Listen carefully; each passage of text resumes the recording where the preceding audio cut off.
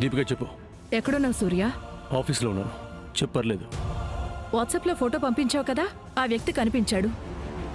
ఓ అవునా? పట్టుకునే ప్రయత్నం చేయబోతే అన్ఫార్చునేట్లీ అతనికి యాక్సిడెంట్ అయ్యింది. అవునా? ఎంఆర్ హాస్పిటల్లో జాయిన్ చేశాం. పరిస్థితి క్రిటికల్గా ఉంది. స్పృహలోకి వస్తే నిజం చెప్పించాలని చూస్తున్నాం. నువ్వు రా సూర్య. ఓకే దీపిక, ఇప్పుడే బయలుదేరుతున్నా. ఓకే సూర్య.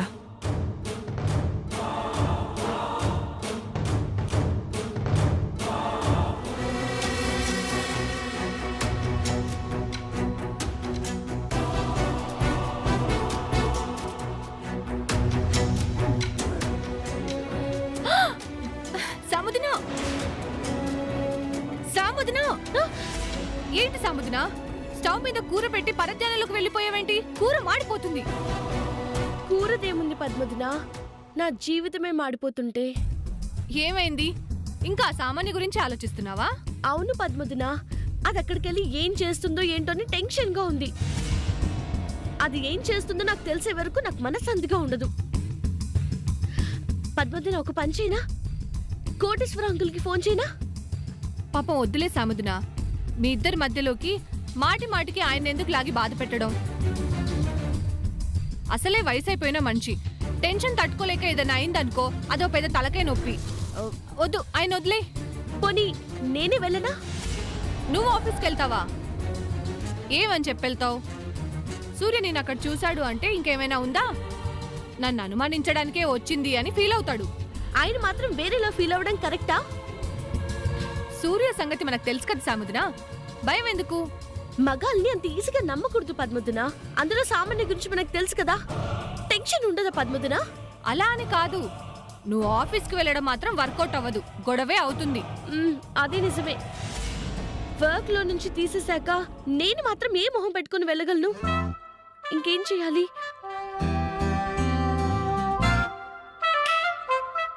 పోనీ శ్రీనివాస్ అనేని వాట్సాప్ చేయమని చెప్తే? ఆయన వర్క్ ఎక్స్పోర్ట్ అండ్ ఇంపోర్ట్స్ లో కదా సాముదినా, అక్కడ ఉండకుండా వాళ్ళ ముందుంటే సూర్యకి డౌట్ వస్తుంది. ఆ తర్వాత నీకు నాకు అందరికీ తిట్లు పడతాయి, కథ మళ్ళీ మొదటికొస్తుంది. మరి ఇంకేం చేయాలి? మా ఆయన్నది ఏం చేస్తుందో తెలుసుకోవడం ఎలా? నేను తెలుసుకోకుండా ఉండలేను. సరే, ఒక పని చేద్దామా సాముదినా? ఏంటి పద్మదినా? ఒక మంచి ప్రైవేట్ డిటెక్టివ్ ని మన ఆఫీస్ లో ఏదో ఒక మంచి పోస్ట్ లో పెట్టి రోజు అక్కడ ఏం జరుగుతుందో మినిట్ టు మినిట్ మనకు ఫోన్ చేసి చెప్పందాం. నీకు అలాగే ఉంటుంది పద్మదినా. నా బాధ నీకు వేళాకూలంగా ఉంది కదూ. మీ ఆయన్ని కూడా ఎగరేసుకోవడానికి ఎవరైనా వస్తే అప్పుడు తెలుస్తుంది నా ఫీలింగ్ ఏంటో. అమ్మా సాముదినా, చెప్పించకమ్మా. నాకు అర్థమైంది, నీ ఫీలింగ్స్ ఏంటో నాకు అన్నీ అర్థమయ్యాయి. మరి అర్థమయ్యే కూడా అలా అంటావేంటి పద్మదినా? ఏమనాలో తెలియక. ఇదిగో చూడు సాముదినా, నువ్వు ఇక్కడే ఉండి ఆలోచించడం వల్ల నీకు టెన్షన్ తప్ప ఇంకేమీ ఉండదు. నువ్వు ఇంట్లోనే ఉంటే అనవసరమైన ఆలోచనలన్నీ వస్తూనే ఉంటాయి. నేను చెకప్కి హాస్పిటల్కి వెళ్తున్నాను, నాతో పాటు రా. బయటికి వెళ్తే కాస్త రిలాక్సింగ్ గా ఉంటుంది. రా వెళ్దాం. రా చెప్తాను. నేను రాను. ఇంట్లోనే ఉంటావా? ఇంట్లోనూ ఉండను, నీతోనూ రాను. మరి ఎక్కడికి వెళ్తావు? ఎక్కడికి వెళ్తానో, నేనేం చేస్తానో నేనేం చెప్పను.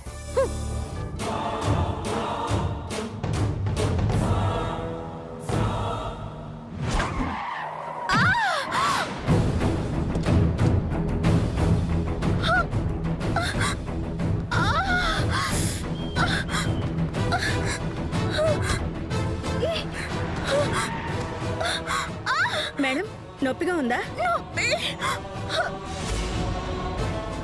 ఆ చెట్టు కిందకి తీసుకెళ్ళండి.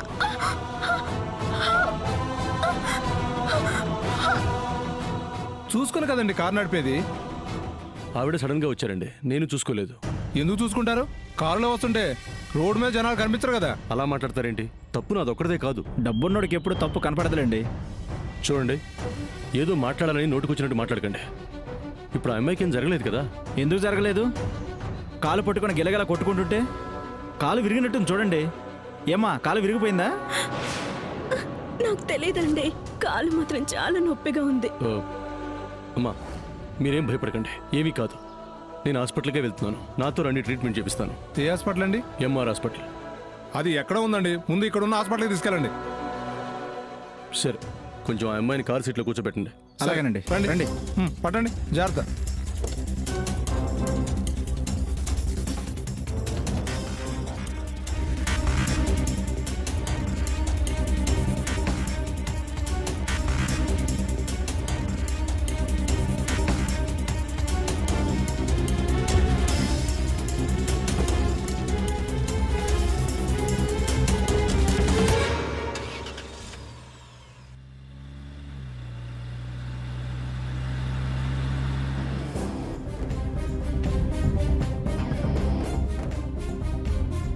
ఒక్క నిమిషమా.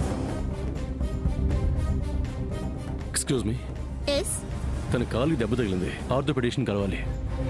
పద్మ, ఆవిని డాక్టర్ దగ్గరికి తీసుకువెళ్ళు.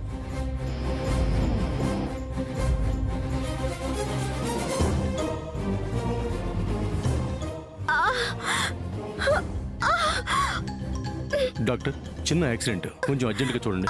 అలాగే. కాలు చాలా పెయిన్ గా ఉంది డాక్టర్ జీ. కంగారు పడకమ్మా. నర్స్, లోపల తీసుకురా.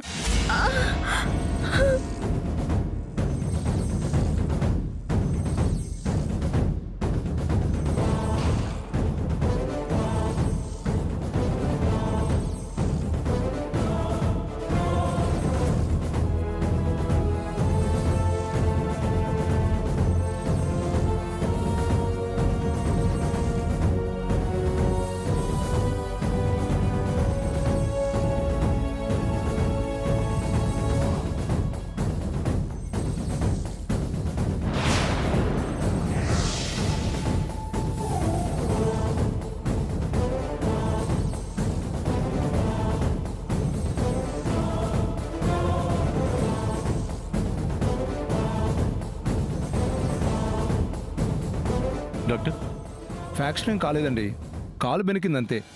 అయితే సీరియస్ ఏం కాదు కదా? ఏం లేదండి. టాబ్లెట్స్ ఆయింట్మెంట్ రాసిచ్చాను. ఓ 2 days వాడితే తగ్గిపోతుంది. అలాగే 2 days బెడ్ రెస్ట్ తీసుకుంటే better. Okay doctor, thank you very much.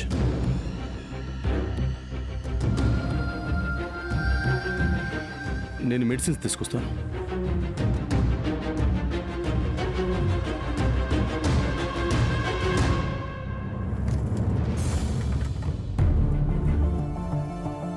Medicines, fees pay చేశాను. క్యాబ్ కూడా బుక్ చేశాను. క్యాబ్ రాగానే మీరు ఎక్కడికి వెళ్ళారో చెప్తే తీసుకెళ్తారు.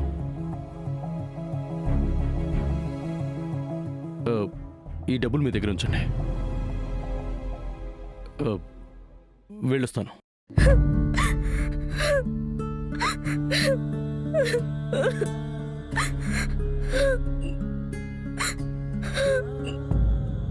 ఏమైందండి? ఎందుకు ఏడుస్తున్నారు? నాకు ఈరోజు ఇంటర్వ్యూ ఉంది సాబ్, వెళ్ళలేకపోయాను. నాకు ఈ జాబ్ చాలా అవసరం.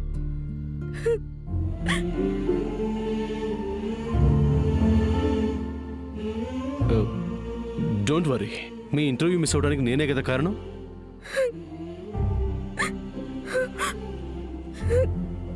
This is my visiting card.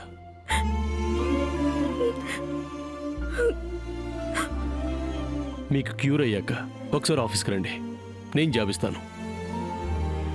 ఇంటర్వ్యూలో సెలెక్ట్ అయితేనే. ఇట్స్ ఓకే, కూర్చోండి. బై ది బై, ఐఎమ్ సూర్య. మేరా నామ్ సైరా బాను. ఓ, మీకేం అవసరం వచ్చినా సిస్టర్, హా సార్. క్యాబ్ రాగానే తన దగ్గరుండి ఎక్కించండి. అలాగే సార్. Take care. వస్తాను Sye Raa Banu. G. G.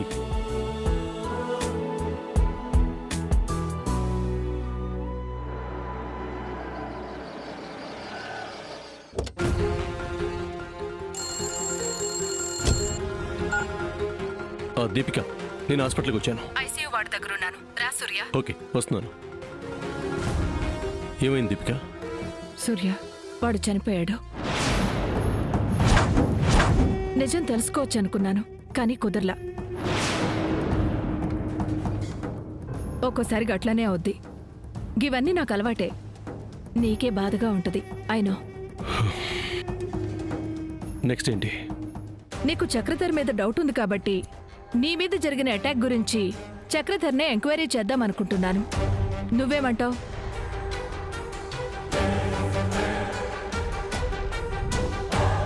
Okay Deepika, enquiry చేయి. ఇక మనకి ఆవేనే ఉంది. చేస్తా.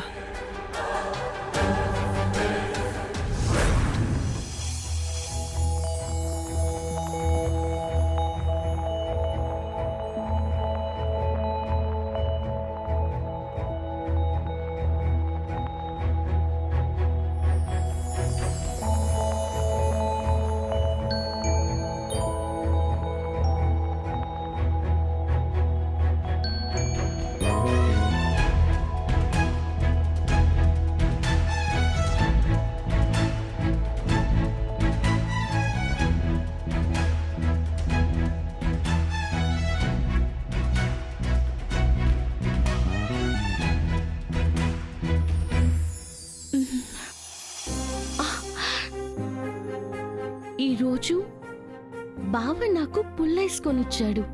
Today is very memorable day. ఈ డేని నెక్స్ట్ ఇయర్ మళ్ళీ బావకు నేను గుర్తు చేయాలి. వావ్.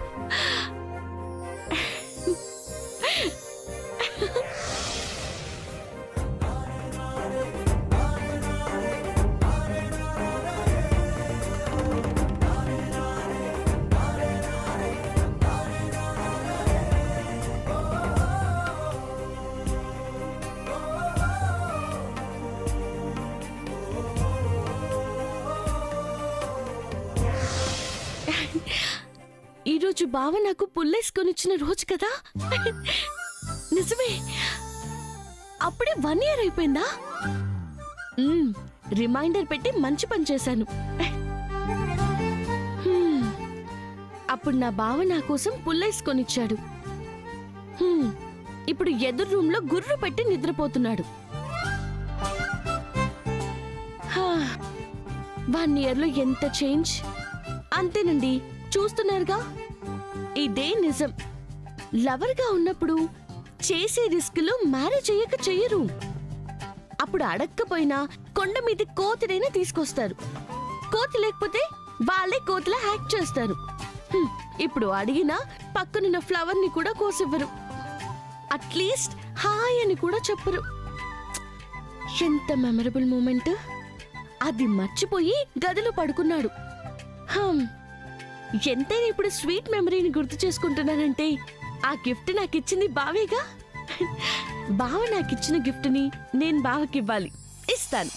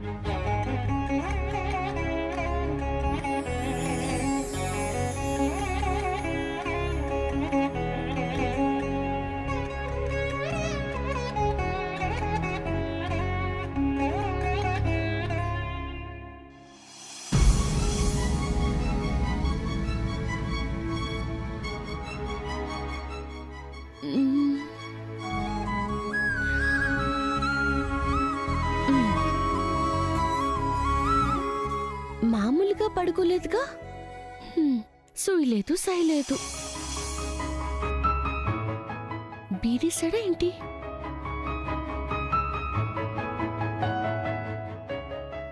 నోను, లేదు లేదు. Good bye.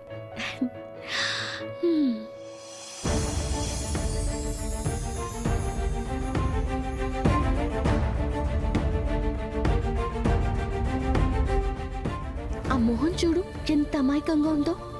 చేసేవి మాత్రం తెలివిగా ఉంటాయి. చెప్పుకోవడానికి పెద్ద ప్రేమికుడు, చేతుల్లో మాత్రం నా కోసం చాలా చేశాడులే. అన్ని చేసిన మొహమేనా ఇది?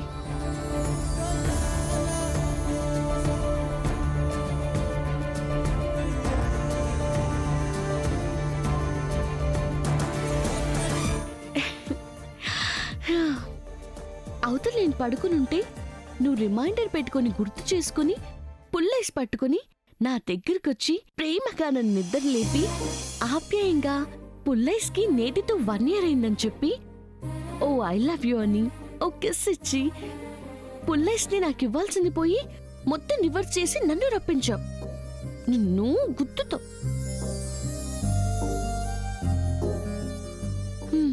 సర్లే, నువ్వు మర్చిపోయినా నేను మర్చిపోలేదుగా.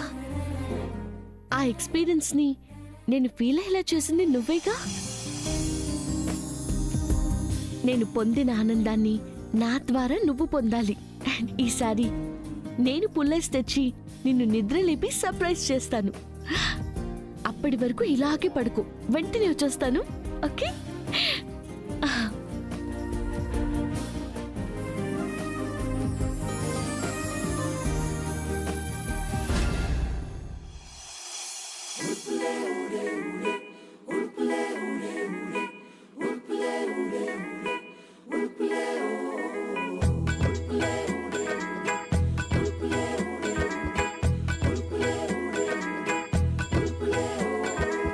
భజ భజ రే ప్రేమిక పట్టుకో చెలి పాదం, బాపు రే బాలిక తీయగే నా ప్రాణం. అనుకుంటే సర ఒకటే ఊదర, చెబితే వినదా ఉరికే తొందర. కొంచెం ఇష్టం ఉంటే కొంచెం కష్టం ఉంటే ఒప్పుకోక తప్పదంటూ తగువే తగునా. ఎంతో ఇష్టం ఉన్నా ఎంతో కష్టం అన్నా కూటితో కొండెత్తమంటే సరేలే అనలా.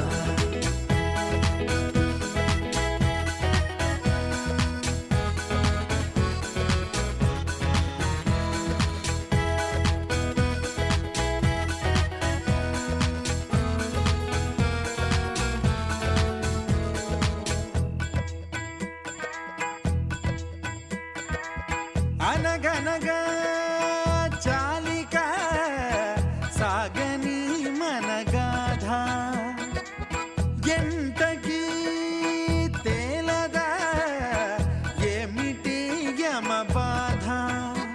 ప్రతిసారి ఇలా మొదలైతే ఎలా, సుడిలో పడవై కడదేరేదెలా. కొంచెం ఇష్టం ఉన్నా కొంచెం కష్టమైనా తేలి పట్టే రేపుతుంది ఈ అల్లరి. ఇంతకు ముందే ఉన్నా ఎందరి హిస్టరీ విన్నా నువ్వు నేనే జీవనం అంతే సరి.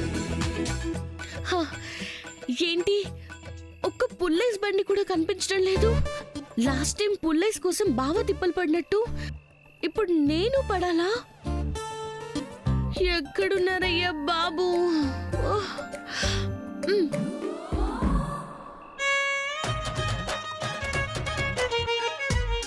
పుల్లైస్ కావాలా? పుల్లైస్ తిరుగు తిరుగు, నేను నీతో పాటే తిరుగుతాను. చూస్తా ఎలా సంపాదిస్తావో, నాకు ఎలా తినిపిస్తావో. ఆఫ్టర్ ఆల్ పుల్లైస్ అంటావా? నీ ఐసు మూతలు పడే వరకు నీకు పుల్లైస్ దొరకనివ్వనమ్మడు. నీకీరోజు జాగారమే. పద. ఏంటి, నేను ఎప్పుడు ఏ కాలంలో ఉన్నాను? విజయవాడ సిటీలో కొత్త రాజధానిలో పుల్లైస్ దొరకడం ఇంత కష్టమా? లాభం లేదు. సీఎం గారి కంప్లైంట్ బాక్స్ లో ఓ కంప్లైంట్ వేయాలి. అబ్బబ్బబ్బబ్బా, పుల్లైస్ దొరకట్లేదే.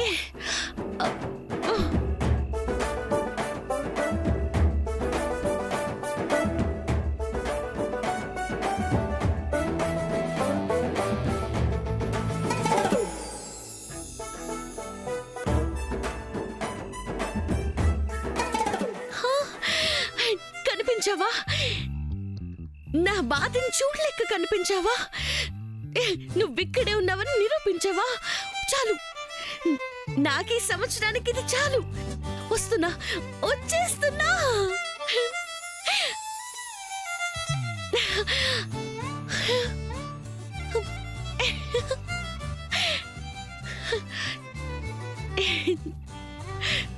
ఆ, 2 పుల్లేస్లు ఇవ్వండి స్వామి. ఏంటి మేడం గుళ్ళో పూజారిని ప్రసాదం అడిగినట్టు అలా అడుగుతున్నారు? ఎంతో దూరం నుంచి ఎక్కడెక్కడో తిరిగి ఇక వెనక్కి వెళ్దాం అనుకున్న సమయంలో కనిపించిన ఈ దేవాలయానికి మీరే పూజారిలా కనిపిస్తున్నారు. ఆ, ఆ, ఈ 500 దక్షిణగా తీసుకొని 2 పుల్లేస్లు ఇవ్వండి చాలు.